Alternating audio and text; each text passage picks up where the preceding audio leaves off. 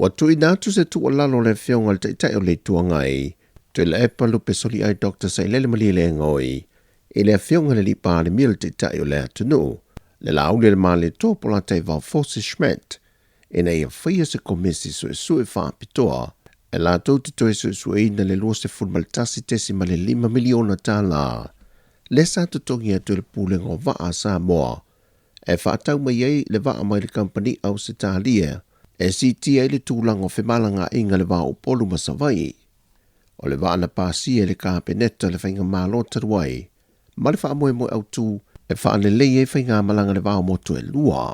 O le lana whaalua tupe e tele.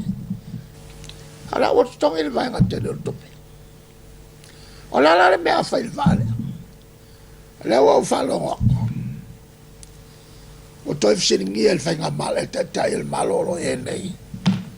E taun Su'esu'e. O le mea la o lewa taun whai. O lewa kau whai. Ala fisiri. O whai. O lewa kau whai le. Se Kōmisi Su'esu'e. Wa la ko faigāmālō whai.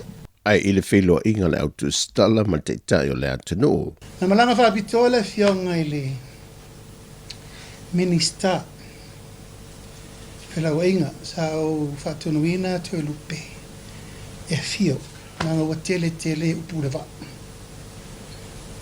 O le va sa o lava, o le mea sa o lava sa tau na tupu. Sa le tatau o na whaatau e le spa le va. O le spa, wana mea tau wafu ma mea tau na whaasanga iai na latou atina'e. Awa out of the restrictions, le o latou. Whaatau le va, e latou te le pūlea ni tūlanga o Pulega o va.